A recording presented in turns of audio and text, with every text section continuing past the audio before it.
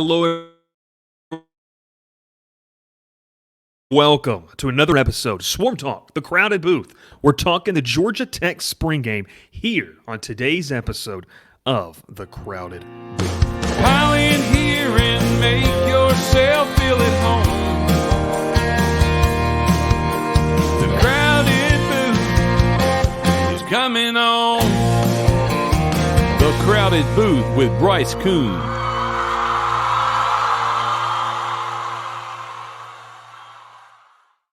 What's up, everybody? My name is Bryce Koon. We're back here with another episode talking the Georgia Tech spring game. It was a fun one. There was a lot of action, and most importantly, folks, points were put on the board on both sides as we get ready to talk about it today. I want to thank our sponsors here, Section 103, the best Georgia Tech gear you're going to find on the market. Make sure to go over there. Use code The Crowded Booth for 10% off your first order. Hey, if you're watching on YouTube, a couple things I need you to do. Hit that subscribe button. Make sure to like the video. Let's see how many likes we can get here today. And comment down below your thoughts on the spring game. This was going to be interesting, I think, heading in to see what you guys think. I think it was a good game, and we're going to dive into some of my takeaways from this game. Obviously, a good atmosphere. Obviously the crowd was into it as well. Some good attendance as well for Georgia Tech. And I think we're going to see kind of going forward, we saw a glimpse of what this team can be. Now, let's start off right here with this. You have to understand when you get in a situation with a spring game.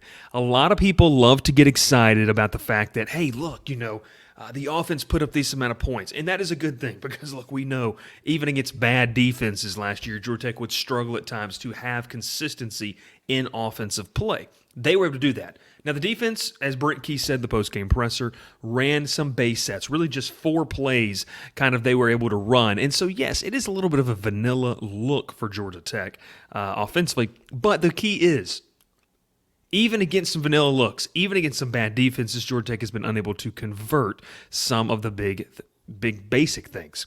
And that's my first point. I talked about this last night on the Rec Talk live stream, and I want to reiterate it here today. The offense looked like they understood fundamentally what was happening out there. And you might laugh and say, Bryce, really? No, seriously. How many times have we seen that sometimes it doesn't feel like people know where they're going? They're not completely confident, not in just the game plan, but what they're doing in their role. And we've said, if you don't know your role, you can't play 110%. If you don't know what you have to do, it's really hard to do anything else. And so was really impressed with the sense of it felt just kind of free-flowing. It felt like it was something that for Georgia Tech to take the next step in what they want to do under Brent Key, under Buster Faulkner, we're going to get that in a second, they had to know what they were doing. And through the first 14 days, I think this is a team that felt like, hey, we're confident. We've understand some of the basic concepts that Faulkner wanted to put in offensively, but you see that they were able to execute certain plays. The big domino that we're going to talk here, and I mentioned it in a video that we've done. We haven't done as many, but we're going to start to pick those up, especially as we get closer to summer workouts and then obviously fall camp, and then we're going to have those live videos back. Yes, we're going to go back live again, reacting to each and every single game this season. Quarterback position, Buster Faulkner. First off, we need to say this. Mentioned this. If you watch the Rec Talk live stream, you may hear a couple, some repeats in this, and we appreciate Rec Talk, everything they do. C-Dog, my man Benjamin London, who's now at GoJackets.com with 24/7 Sports. Haynes King looks different. He was putting the ball where he wanted to, and both guys were. Zach Pyron did a nice job as well of being able to place the ball where he wanted to, and we're going to start offensively with what I saw here. Between Haynes King and Zach Pyron, I don't think that we saw, look, Brent Key is a guy that doesn't, and not many coaches love it, but Brent Key doesn't love the media availability time. He doesn't necessarily love talking to media, about everything. And so he's obviously going to keep things close to the vest, and I think that this is where this quarterback battle is going to go. We're going to see it continue into the fall where Key's not going to name a starter and let these two guys battle it out. But I think from what we saw on the field, and we got to shout out Brody Rhodes as well. Fantastic job and really a great day for him, and really showed off some serious athleticism and a good arm as well. But between King and Pyron, and you could throw Gibson in there, but I think this is really, in my opinion, a two-horse race between these two guys. Zach Gibson has shown that he is a capable backup quarterback here at Georgia Tech and that he can do that. Now, obviously, people go back to the Virginia game, but if you want to play the more recency bias, how he played in the Georgia game was admirable. How he played in the Georgia game was brave, and what he did is he put Georgia Tech in a chance to give Georgia a scare for a half. Obviously, Tech just didn't have the horses to run with that team up in Athens for the full 4 quarters. But respect to him. And I think Zach Gibson is a guy that, as we saw last season, if injuries do plague this position, Gibson can step in, and now a year under his belt here in Atlanta, can start to provide a little bit of stability, which he did towards the end of the season. But between King and Pyron, I don't think there was a ton of separation that we saw in this spring game. And I also want to state this about a spring game. We mentioned this earlier. A spring game is not the best benchmark to base off of your decisions of who should play or who should not play. It's just at this time of the year, it's the only tangible thing that we as fans, media, and as coaches can see that. But I guarantee you, and this is how I feel, I think that the live scrimmages and practices probably gave a better look at what this quarterback race really looks like, something that's not available to the media, not available to the fans, but available to that coaching staff. That probably gives a better look at where this quarterback race really is, and it's behind closed doors, behind those eyes. But Haynes King finishes 13 of 22, throws for 277 yards and 3 touchdowns. Zach Pyron, very efficient, 11 of 16, 153 yards and a touchdown. But the key here is that both quarterbacks were able to stretch the field, and they were able to put the ball in places for the receivers to go and make plays. And I think that's something that's huge. That's what I wanted to see coming out, is what quarterback is going to give their offense a chance to succeed and make good decisions, put the ball in a good place. And I felt like both guys did that. Now listen, both these guys are far from a finished product. Haynes King, obviously coming over from Texas A&M, he's transferring for a reason. Zach Pyron, as much as we've talked about Zach Pyron, he's still a very young kid. He still has stuff to learn, and he's continuing to grow. But I think that Georgia Tech is in a really good spot at the quarterback position that we haven't been able to say over the past couple of seasons. They have true competition. They have 2 guys. It's not a controversy. It's a luxury to have 2 guys that are making it worth your time, making it worth our time to sit on this podcast and talk about how Georgia Tech has a real competition. Not a controversy at quarterback, a competition. One thing about Haynes King I think that we did see, I wanted to point out, one thing about each quarterback is that Haynes King, we see why he was as talented and touted as he was coming out of high school. Look, this kid can play. You don't just magically lose your touch to play football, to throw a football in the span of a year and a half. And one thing that my good friend Benjamin London mentioned on last night's Rec Talk live stream is that Haynes King, we also saw, this is a kid who has had to battle every single year in college. So he's no stranger to that. I think that's why Georgia Tech was a good fit for him, because he knew he was coming in to a quarterback battle. Then with Zach Pyron. I mean, look, this kid's going to continue to get healthier and healthier as the season goes on, but we saw his ability to make plays with his feet. He's still looking good, obviously, and progressing through the health and the injury that he had that ended his year last season. And so I think that Georgia Tech's sitting in a good spot, and it takes me to the receivers and running backs. Look, I got to talk about Trey Cooley, the Louisville transfer. Look, at this point kind of what you're going to get out of Dante Smith. Dante Smith can be a dynamic back for you. I think that they know that. Jamie Felix kind of emerged on the scene after getting some reps last season.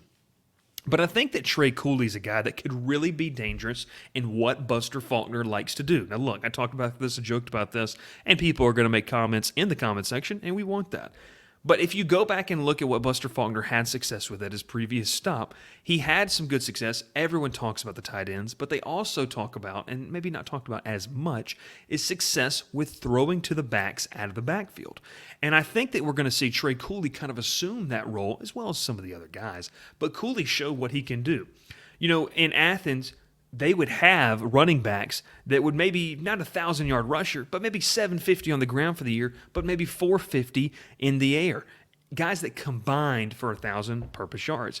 On Saturday, Trey Cooley combined for over 100 all-purpose yards, running for 59 and had 41 receiving yards. He also averaged 7.4 yards per carry. Cooley showing that dynamic ability to be a weapon both in the run game and the passing game, and once again speaks to the testament of what Buster Faulkner and what we're going to end this episode with offensively, of kind of what he was able to do. A couple of the receivers that stood out for me. Look, I mean, and it's no secret. Malik Rutherford was a guy that I felt like needed to step up, obviously with the loss of Nate McCollum. But this is a guy who not only stood up, but to me emerged as a guy that could really open up things on the offensive thing. When you have a quarterback that can throw the ball down the field, which Haynes King and Zach Pyron are more than capable of doing, and Zach Gibson at times. And then you have a guy like Malik Rutherford that can take the top off of a defense. Look, this guy is not only flashy in his ability to get open, he's also flashy when he has the football in his hands. And so he makes some defenders miss. He makes some guys look pretty rough. And I think that for Rutherford, this was a coming out party, and not only just for fans, because as fans, you see these names, you go on message boards, you read the tweets, you see the clips, and you think, man, this guy's going to be good. But I think for a kid in like Malik Rutherford, who has heard a lot of who's going to replace Nate McCollum, and knowing that he had talent coming into Atlanta, but now kind of saying, it's my time. And I think Rutherford has, for lack of better words, grabbed the bull by the horns and has started to steer, no pun intended, his way and continuing to try to make a name for himself in Atlanta. And obviously, I think he did a lot for that. Another one, and, I think this is a kid that was a little bit banged up last year, but redshirt freshman DJ Moore. Guys, this kid is dynamic, and you can get him if he potentially, plays in the slot, where they play the X, the Y, the Z receiver. It's a kid that Buster Faulkner showed in the spring game he wants to get the football. 4 receptions, 92 yards, and a touchdown. And for me, look, I remember last spring we've always known that DJ Moore had good speed, but this year he looks a little more compact. He looks stronger, and I think that gives, credit to the new strength and conditioning staff that, he's making moves and making the jump from the freshman to the redshirt freshman to sophomore season that you would want to see out of this group. So I really, really liked, the work put in there by DJ Moore, and I think that it's going to be one of those things. Evan Dickens, the freshman running back, stats weren't popping off the paper necessarily, but he had several runs that I think you could look and see, hey, there's some really good vision here. There's a lot of potential in that. So I really liked, the fact that we kind of saw some of that as well. Kind of wrapping it up with the offensive game plan here. I think we got to give a lot of credit to Chris Winkie and Buster Faulkner working with Haynes King. He looks a lot better and more fluid in, the throwing motion.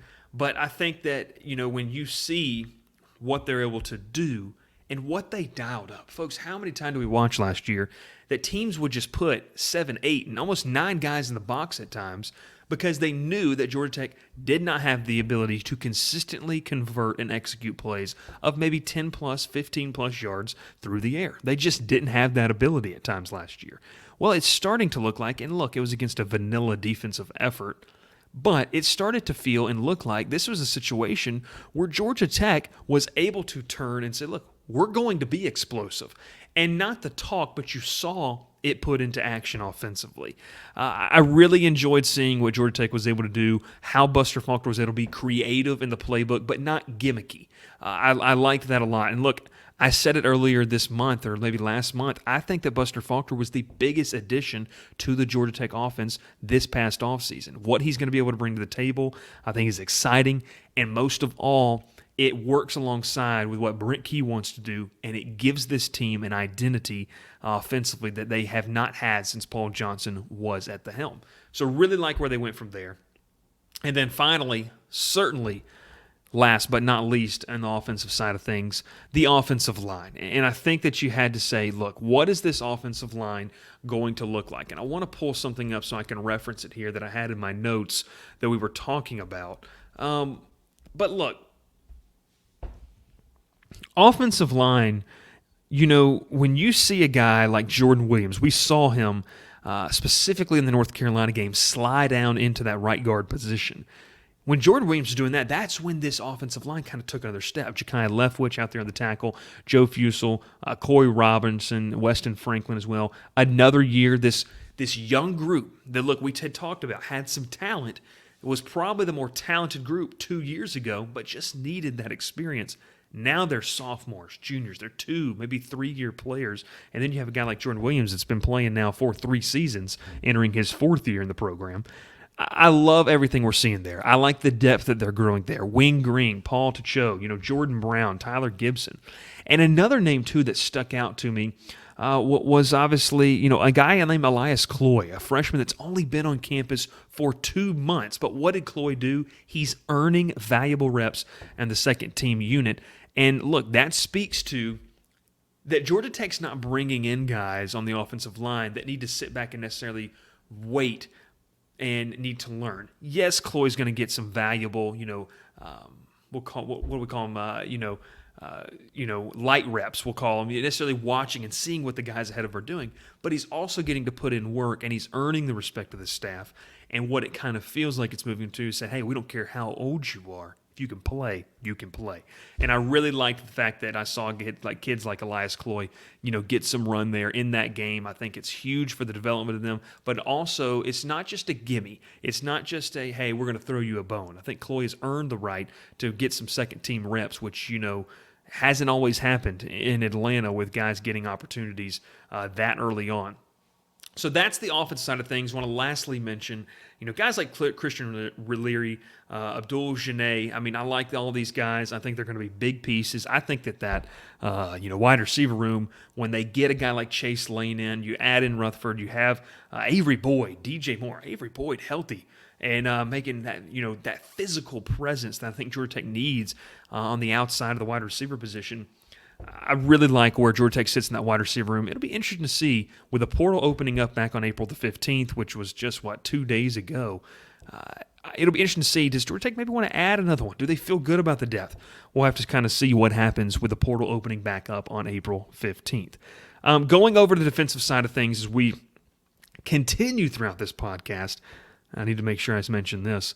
Tight end position, it's going to grow. It's going to get there. I saw the drops. We all did. It's going to get better. Defensively here, let's start on the back end where you have guys like, KJ Wallace continuing to make plays. Spider Sims kind of entrenched at that one cornerback position. You do have a conversation of who's going to be at the other side of things. And I think that when you kind of saw guys like Kenyatta Watson make some plays, obviously, against some really good players. Kenan Johnson. But you also kind of saw a guy named Amari Harvey that stood out to a couple of the media members in attendance as well. Where does he fit into things? A talented kid that came over from Auburn out of South Florida and then made the transfer leap over. I remember interviewing him last year. This is a kid that can play, and if he can play, they're going to find a spot for him. But really like the potential of what Kenyatta Watson can provide there at that cornerback position. He's got NFL length. He's a guy that has stood out on paper to scouts already, has stood out, in practices. I remember being at practices last season and guys saying, hey, who is number 3 in white? I think you can see that there's good competition and good combination of some guys that can run out there. The safety position, obviously, it feels like LaMiles Brooks is, due for an all-ACC selection. This kid is unbelievable wearing number 1. You have Clayton Powell-Lee, but you've also got some really good depth in Jalen King and Kari G. Really like where they sit on the, defensive backfield because I think it's important. Because as you kind of start to move up to the front of the defense, for me, there's still some questions. And I like what we saw out of the linebackers, but I think it's going to be interesting to see how all these pieces kind of fit together. Where do these pieces go from here? And the linebacker position and the defensive line. I mean, look, Zeke Biggers continues to look impressive. You're going to have Micaiah Scott, Daquan Dowse, Sylvain, Kyle Kennard. You're going to have guys. But Itanosa Rubin was a guy that I think kind of stood out. Not the fact that he popped off the stat sheet, but the kid, the transfer from Clemson, I believe I'm correct in that. I didn't have that part written down, but the transfer from Clemson and Rubin, he made some moves to where you say, hey, this guy's going to be a part of the rotation. And any good defensive line has to have a rotation of guys that they can go to and be comfortable with over the course of a 60-minute game. And I think Georgia Tech is starting to build that depth. All right, last but certainly not least, we're going to talk here about special teams. You have Gavin Stewart. He missed the PAT, was taken out subsequently. Aiden Burr's right behind him. Burr is a very talented kicker, obviously tore his ACL last season, didn't get to play. But Gavin Stewart provided the Band-Aid that Georgia Tech needed and the kicking woes they had last year. But I think Aiden Burr is a talented kid that's going to push for some playing time. You still have David Shanahan as the punter and the place kicker. Malik Rutherford back there, receiving punts. You saw what he did with the reverse. Really think that he's going to be a weapon for Georgia Tech as well. Let's end it right here. What did we learn the most out of Georgia Tech's spring experience? I think that we learned, one, that this team, this program is starting to form that identity that they never could under the previous regime. Give credit to Brent Key for bringing in a solid staff, a staff that can compete, in my opinion, at the Power 5 level and is worthy of a Power 5 staff, in my opinion. I love what Buster Faulkner's been able to do. I love what Chris Winke's been able to do with the quarterbacks. And I believe that this is a team that is going to continue to grow and has a good situation on their hands at quarterback. You have two capable guys. May the best man win. I've made it my point. Zach Pyron, obviously everyone loves the heart and determination that he showed last season towards the end of the year, but we have to be far removed from letting that blind us, whoever is the guy that needs to most win the job. Pyron, very talented. Haynes King, a talented kid as well. We're going to see who wins that job. Whoever does will be better for it. I think Georgia Tech is going to be in capable hands, whoever wins that job. I love those two players as well.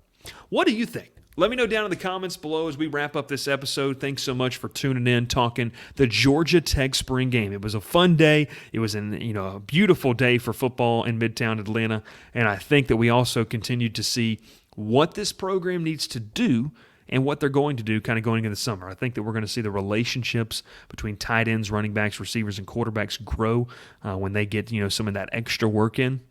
But I'm excited to see kind of what happens as we lead up into the month of September and that big game, that big date against Louisville in Mercedes-Benz Stadium. My name is Bryce Koon. This has been Swarm Talk, the Georgia Tech podcast here with the Crowded Booth Media, continuing to pump out content. Make sure you do a couple things for me. Hit subscribe, hit some of the links down below, join the Discord, join the conversation as well, and make sure, last but not least, check out Section 103, some of the best gear in my opinion, that you're going to find as a Georgia Tech fan. We'll catch you next time. My name is Bryce Koon. Thanks so much for watching. We will talk to you about Georgia Tech, maybe transfer portal. Do they look anywhere? What could they add? What could they lose? That might come up next week on the Crowded Booth in the Swarm Talk podcast. Pile in here and make yourself feel at home. The Crowded Booth is coming on. The Crowded Booth with Bryce Koon.